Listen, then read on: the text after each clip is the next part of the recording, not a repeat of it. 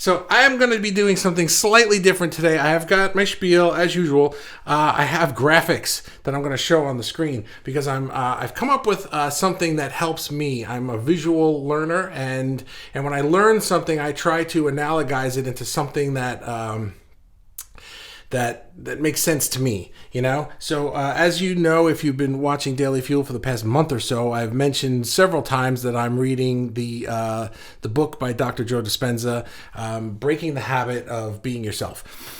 And that book is it's not a book you just sit and read. It's a book you work at, you know, and then you open it up the next day. And the reason I'm still reading it is because you go back to the same chapter and you reread the chapter, and then you do the meditation. And you do it again and again and again and again for weeks, for as many as you need. It's like a 4-week program, but it doesn't have to be 4 weeks. It could be a really long time. I think it's going to become a lifetime practice for me. You get faster at it as you go, but it's a big thing. If you don't know who Dr. Joe Dispenza is, he's like the science version of Law of Attraction guy, and he's really cool, which makes sense to my analytical side. And one of the things he talks about all the time, you know, in Law of Attraction speak, we say that like we put out what we want, and the universe reflects it back, right? Except the universe reflects back what we're actually thinking and feeling, not just what we want. Like, oh, I want this, but I'm kind of worried about this, and I get something in the middle, right? So we kind of understand how that works, and he explains how it works physiologically, which is very interesting to me, and because they have all these science gadgets that measure this stuff.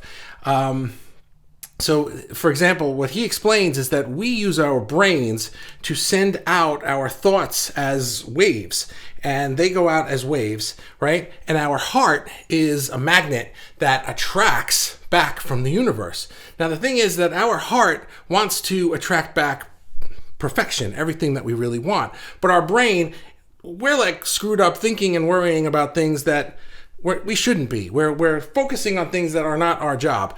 And so what happens is our brain is sending out blah, blah, blah, and our heart is trying to get back like this, and everything's scrambled up. So a lot of times the things that we're getting back, the life that we are creating around us, isn't exactly what we wished it would be. So how do you fix that? Well, that's what the book is about. We have habits of thought that we create, and it's why our brain and our heart aren't in coherence. We want to get them into coherence. When they're in coherence, you get a really nice wave pattern going, and the things that you want are just attracted right to you. When you have incoherence, you have a bad wave pattern going, and so you get some things you want, you get some things you don't want, you got that thing, oh my god, right?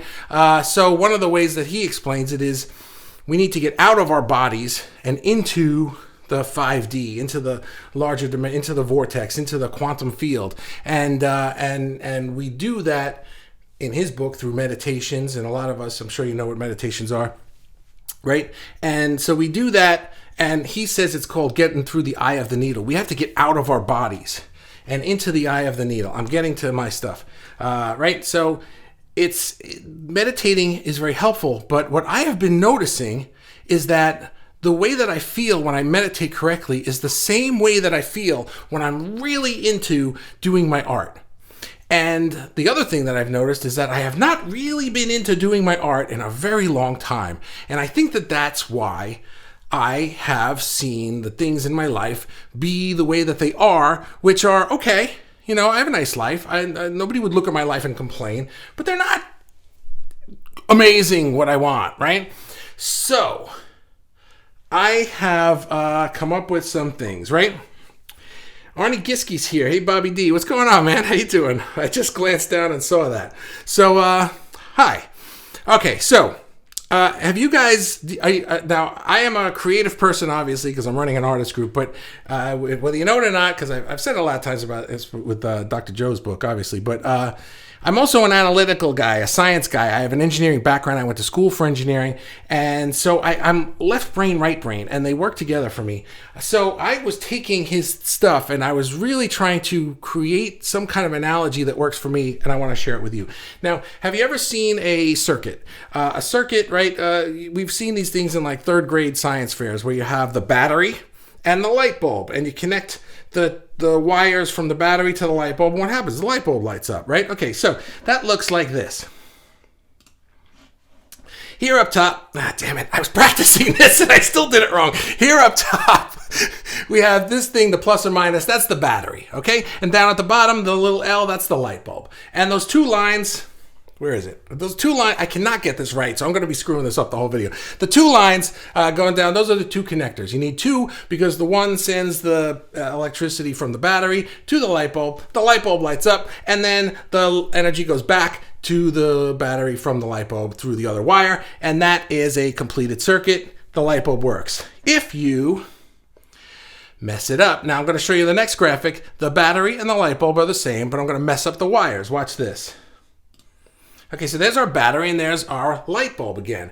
Now the one on the, left, you see the squiggly lines? That is a resistor.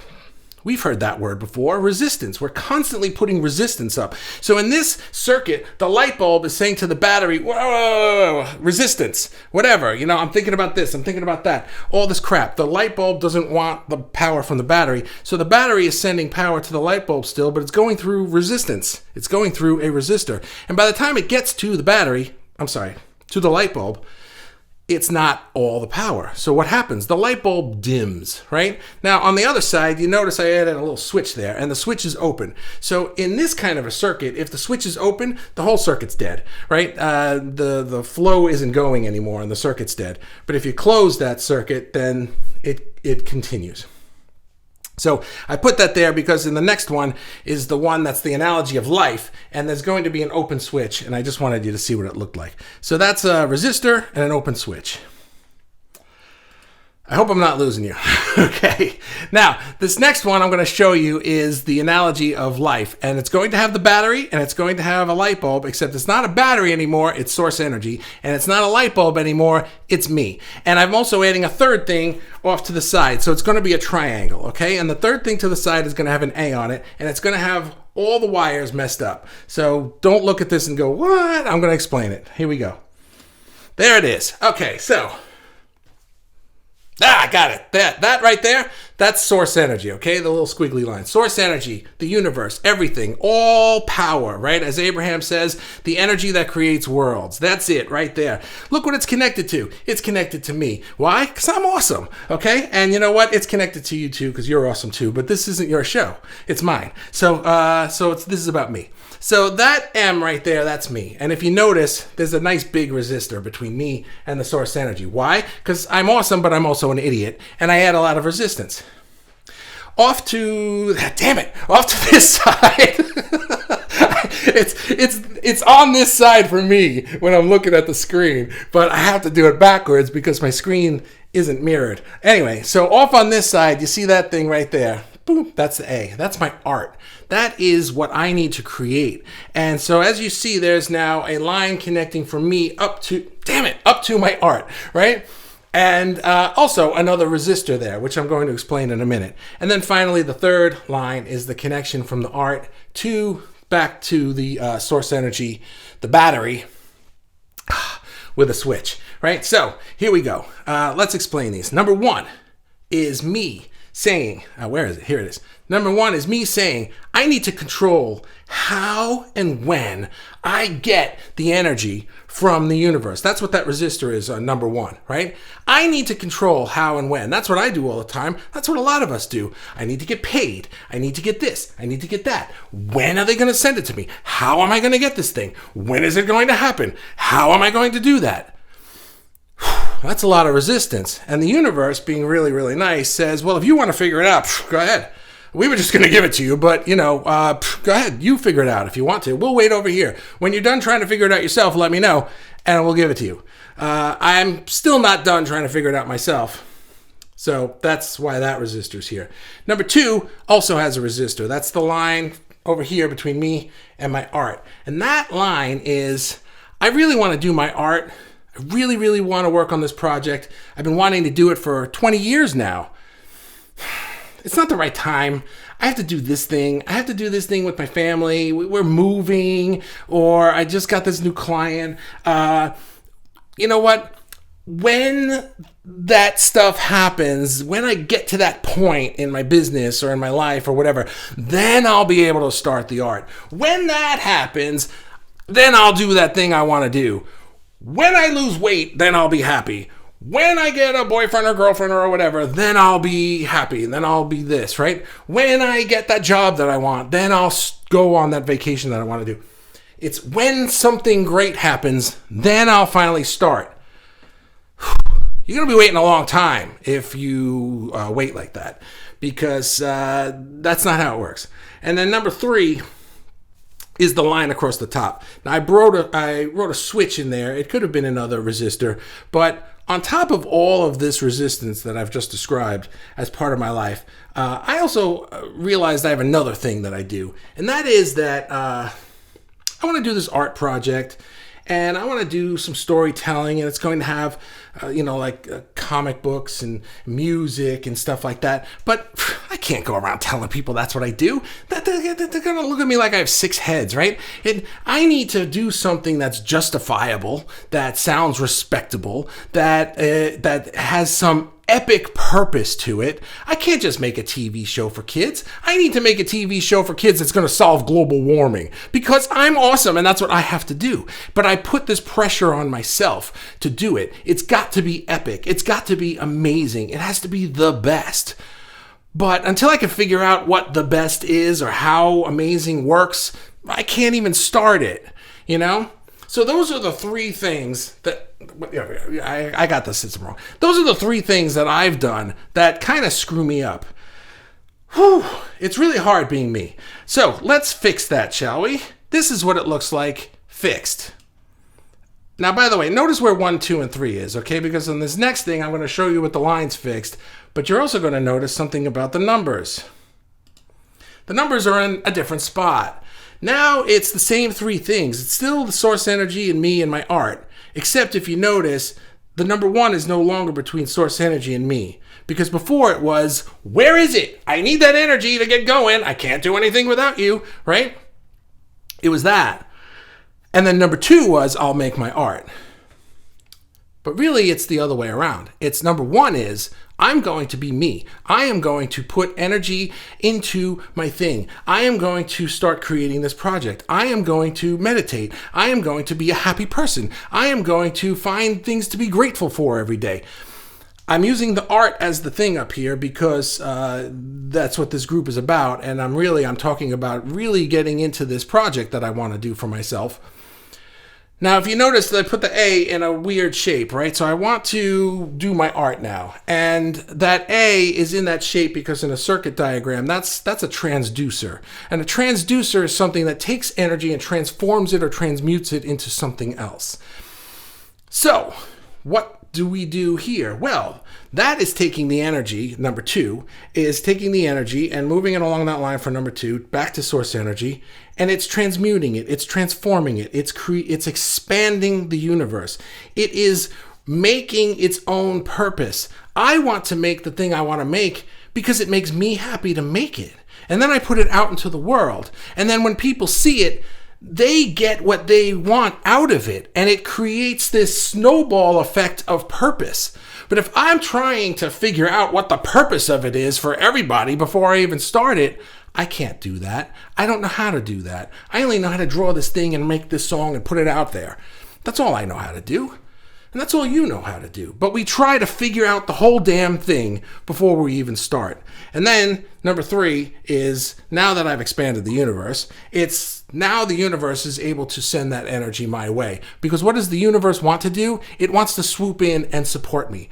How many times do we say, the universe has my back? The universe has my back. Well, the universe can't have your back if you're constantly looking at it going, where's my shit? Where's my stuff? Right? And the universe is like, slow down. I turn around, do your thing, and I got your back. But I refuse to turn around because I'm facing the universe going, where's my stuff? Anyway, that's that. That's the diagram. And check this out, because when you do it right,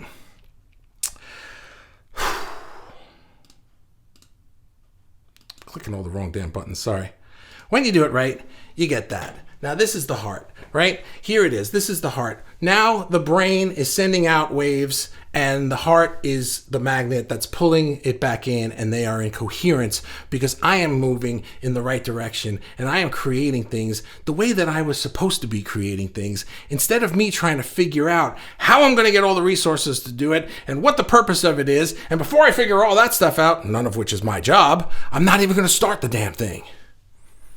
Anyway, that's what I figured out, and that's why I can't do Daily Fuel every single day, because I can't figure this stuff out every day. So I'm going to go to the comments now and see what we got. I said hi to all you people.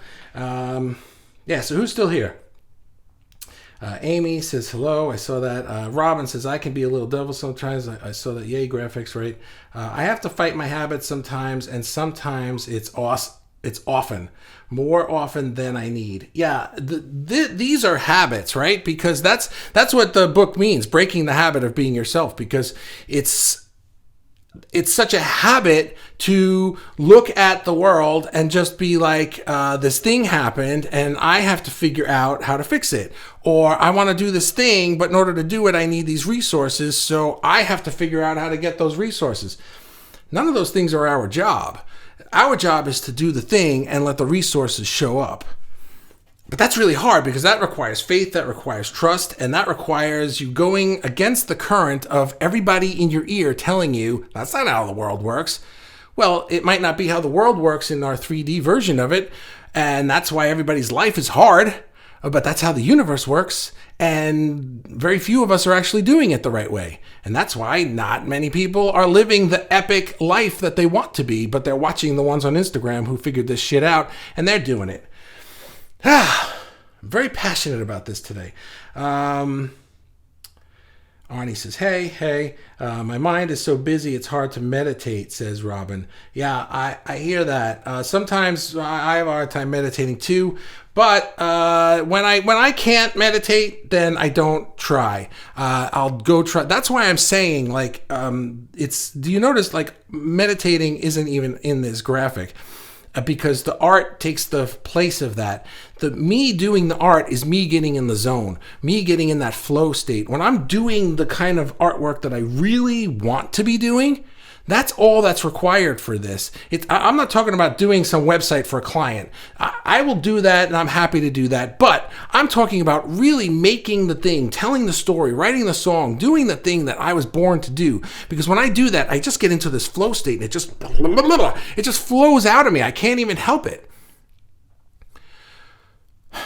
And when that happens, the rest of it takes care of itself, because now I'm not worried about it. And the universe does its thing, because the universe is smart. It knows how to do this stuff. I don't know how to do this stuff. It's their job, not mine. And, sorry, my wife is texting me. Let me see. Haha, you got this. Right, thank you. Robin says, the best is similar to the concept of perfect. There is no such thing as perfect. Yeah, right. So, right, because I said it's got to be the best. It's got to be epic, right? So it sets one up for disappointment and failure. That's right. So try to attain the unattainable is crazy. So don't try to attain the best or the perfect. Just do it, whatever it is that it is. Yeah, that's really it, Robin. You nailed it on the head there. Because when you put this weight on yourself, first of all, it's artificial. Second of all, even if you could do something that you thought was absolutely the best, epic thing, you could put it on YouTube or Twitter or wherever, right? And there's always going to be some troll who's like, that's terrible, you should quit. That doesn't matter how great it is. There's always some loser who just isn't going to like it and thinks that their opinion about it is so important that everyone needs to know how horrible your thing is. So don't even try. Mikey says, beautifully succinct presentation. Thank you. I've actually gone through this a couple of times because I wrote it out on my board, and by the time I did this now, I've actually talked through this a couple of times because I knew this was going to be a little complicated. Let me get rid of that. I knew this could be a little complicated, and I didn't want to be fumbling all over this one. And Graham is here. Hey, man, how you doing? Great analogy. Thank you. I appreciate that. Amy says, it's good to take time to figure things out. And wow, thank you for sharing it because it really makes sense and helps clarify my thinking on this. Oh, thank you. I'm glad that it does. The thing, too, because I said about purpose, right? Starting this group, I didn't have a set purpose for it, which goes against the grain of what you think you should do, right? Like most people start a Facebook group to gather an audience around them so they can sell them something. And whether they come out and say that or not, that's basically the gist of it. But I was just like, I don't have anything to sell you.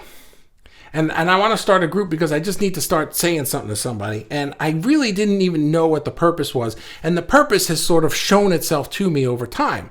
And some of that purpose has become what I hear back from you guys. Like more than a couple of people have said, like, the things I've learned in this group or the support that I've gotten here has helped me now to take this next step with something, right? That's the gist of some things that I've heard from people. And that wasn't my intention. I'm happy that happened, but that's not why I'm doing this. I didn't do it so that I could help people get to their thing. I did it so that I could really start pushing my thing, knowing full well that the universe is really smart. And it says, well, if you're doing your thing and you're attracting people working on their thing, maybe all of you can do your thing together. And that's what the purpose of this group is. But I didn't know that. And I didn't force it beforehand. But when it comes to my art, sometimes I would try to force it beforehand, and then I'd crumple the whole damn thing up and throw it in the garbage because that's not coming out the way I wanted. Ray is here. The furry little being stuck his finger in an electric socket and lights up his life, and we are lucky enough to get the connection. Thank you. Hector's here. What's up, buddy? How you doing, man? Hello, everyone. And Robin, you are right on when you get into the zone. Yeah, getting into the zone. And like, that's why, if you've heard me say it before, art is our secret weapon. Not everybody has art, right? Not everybody has a thing that they can do that's so obvious and tangible that they can get into the flow state on. And some people, I think everybody has one, but a lot of people don't even know what theirs is. But art just kind of stands out like, I can draw, or I can make this, and it's, or I can sing or whatever. And it's just so obvious to everybody that it becomes obvious to you too. But again, I think it's that thing where you can start to say like, well, I'm not good enough. That's that top bar that had the switch that where I needed some epic purpose. But also part of that too is my art even good enough? I think everybody's art is good enough. It's just that you second-guessing yourself sort of deflates its power. Boy, that's a whole nother daily fuel. Where was I? Robin, did I say that one? Yes, okay. Mikey says, trying to meditate defeats the purpose of meditation. Yeah, it does. Meditation requires no effort. It's the opposite of effort. Yeah, when you're trying to meditate, that can be really obnoxiously annoying. If I am in such a bad place that I can't meditate at all, then I won't even try, and I'll go and I'll just veg out and watch like something on Netflix or something, and just to kind of relax from it or calm down from whatever's gotten me really worked up. If I'm worked up in a negative way, meditation doesn't happen. So I need to be kind of neutral to start meditating, and then I can really get into that place. But like I said, I also find that I can just get into that place without meditating just by really working on the stuff that I want to work on, art-wise. Robin, it took me 4 years of therapy to learn the concept of not trying to be perfect. I hear that. Amy, when you create for yourself, the opinions of others doesn't hold any weight. It really does not. You're absolutely right. We cannot let the opinion of other people hold any weight whatsoever. That circuit, where is it? That circuit right there. But the thing between, damn it, me and the art, right? That's it. That line, right? You know what I'm saying. That line right there, that's our job. That's it. That's the only thing we have to do, and it's between you and your art and no other people. Do you notice what's not on this graphic is other people? There's no other people on this graphic. You know why? Nobody else really exists. Everybody else is just a figment of your imagination created around you so that we're not here doing this all alone. You have to make your thing, and you have to do it to the best of your ability, but you can grow as you do it, and you don't need to really we worry about things that aren't meant to be worried about, and that's what causes all that, where is it?